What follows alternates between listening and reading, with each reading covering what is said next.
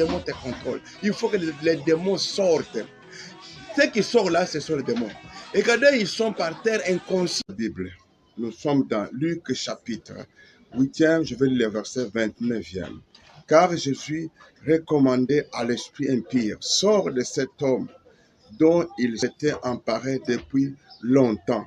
Et l'on gardait lié de chaînes et de fer aux pieds, mais il rompait les liens et il était entraîné par les démons dans le désert. C'est l'histoire d'un certain monsieur, un monsieur connu de la ville, mais qui était devenu fou. Pour les gens, c'est un fou, c'est quelqu'un qui n'avait pas encore de dignité, une personne qui a perdu sa considération. Appelé fou, je ne sais pas comment, mais regardez de quoi je voulais un peu vous parler pendant ce temps-ci. Tout le monde voyait la maladie. Tout le monde pouvait dire que cet homme, c'est un fou. Tout le monde pouvait dire qu'il n'y a pas de solution encore à faire. La vie de cet homme est déjà perdue. Il est malade. C'est un fou, tout ça, ok. Mais lorsque Jésus-Christ, lui, arrive, la Bible dit clairement que Jésus n'a pas traité la folie, mais Jésus, lui, a chassé les démons. Je voulais dire quoi? Il y a beaucoup de choses qui sont en train de se passer parmi les gens, dont les gens peuvent dire que c'est la maladie. Or, ce n'est pas la maladie. Il y a beaucoup de situations qu'on peut dire que c'est tel dossier, tel problème. Or, ce n'est pas ça. C'est la présence des fois d'un démon. Donc, les démons sont tellement manifestés dans la vie ou bien dans la vie de plusieurs dont nous qualifions tel ou tel problème. Or, ce n'est pas ça. Or, que c'est la présence des démons. Les démons sont manifestes sous plusieurs formes. C'est ce que je voulais dire.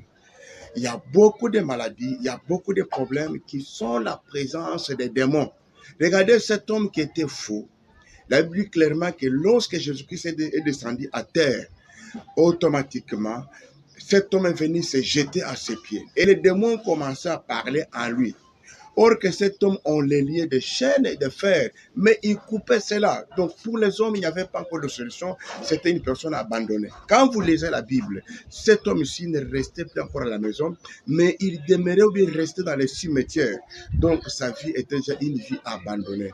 Jésus-Christ reste Dieu, il reste le Tout-Puissant. Voilà ce qui se passe. Lorsque lui arrive, ne traite pas les affaires comme les hommes. La Bible dit clairement que Jésus-Christ, lui, a chassé les démons. Il a chassé les démons. C'est comme une situation qui se passe pendant ces temps-ci. Nous ne prêchons pas les tombées. Les gens sont en train de tomber, c'est réel. Bien aimé, quand nous retournons dans la Bible, dans Luc, regardez l'enfant lunatique. Cet enfant lunatique, la Bible dit clairement qu'on l'a mené à Jésus. Jésus a prié pour cet enfant. L'enfant était tombé. La Bible dit clairement qu'il tombait comme mort. Tout d'un coup, les démons commençaient à l'agiter. Donc, les démons ont agité l'enfant jusqu'à ce que les démons sont sortis. Regardez cet homme qui vivait dans les sépulcres. Les démons parlaient à lui. Je ne crois pas qu'il était debout. Donc, je voulais dire quoi? Lorsque les démons sortent, les démons peuvent sortir sous plusieurs formes, sous plusieurs manifestations. Mais de quoi nous avons besoin? Nous avons besoin surtout du résultat. Il ne faut pas chercher à contredire les gens. Non, on ne peut pas faire complot avec beaucoup de gens comme ça. Oh, ce sont des complots. On a dit aux gens de tomber. Les gens tombent d'eux-mêmes. Tout ça, non. Laissez manipuler les gens en disant des choses qui ne sont pas dignes. Les gens ne peuvent pas tomber de soi-même comme ça. Ils tombent de soi-même. Non, non. Il y a une force. Il y a une puissance. Donc, Jésus-Christ est plus puissant. Quand vous lisez la Bible, lorsque Jésus-Christ était arrêté, quand les militaires là sont venus pour l'arrêter, Jésus-Christ a posé la question, vous cherchez qui? Suivez bien la Bible. Ils ont dit seulement, nous cherchons Jésus, ils sont tombés. Donc en Jésus, il y a une force, il y a une puissance dont les démons ne peuvent pas résister. Parce que la personne est avec les démons, alors les démons pour sortir, la personne peut tomber, la personne peut s'agiter, la personne peut crier. Quand vous lisez dans la Bible, c'est ce qu'on vient de lire dans Luc chapitre 8, là, Jésus-Christ a questionné aux démons, quel est ton nom? Les démons ont parlé. Donc les démons peuvent parler. Alors, c'est ainsi, nous avons toujours eu des temps comme ça de délivrance populaire. Nous prions pour la vie de plusieurs, mes bien-aimés. Souhaitez aussi, aimez aussi, pour qu'un jour on puisse prier pour toi. Moi, j'ai vu des grandes personnes militaires. qui ne pouvaient plus encore être utiles à la société. Donc on a prié, les démons sont sortis.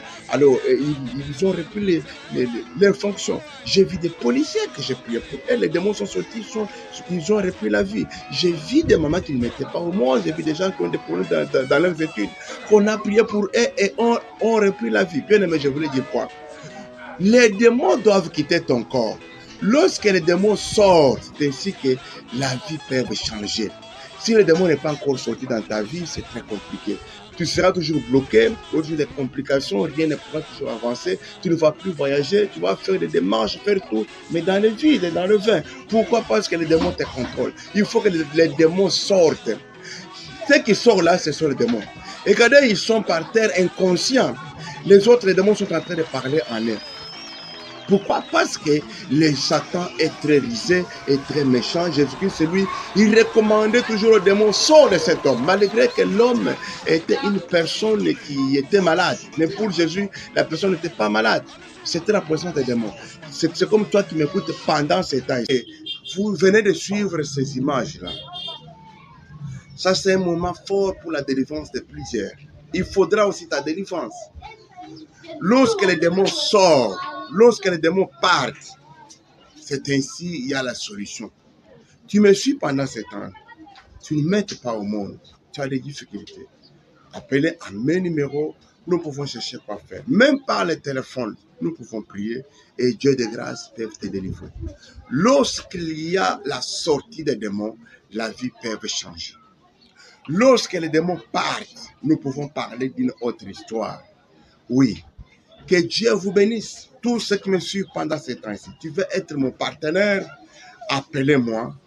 Oui, appelez-moi. Et si souvent ceux qui me soutiennent dans les réseaux sociaux, ils me soutiennent par une petite contribution de $10 ou plus, ça dépend chaque mois. Pendant 12 mois, tu le fais, j'ai pris pour toi, tu es béni, tu continues. Tu n'es pas béni, tu peux arrêter. Mais chaque mois, je sais que mon Dieu a toujours béni tous ceux qui font le bien.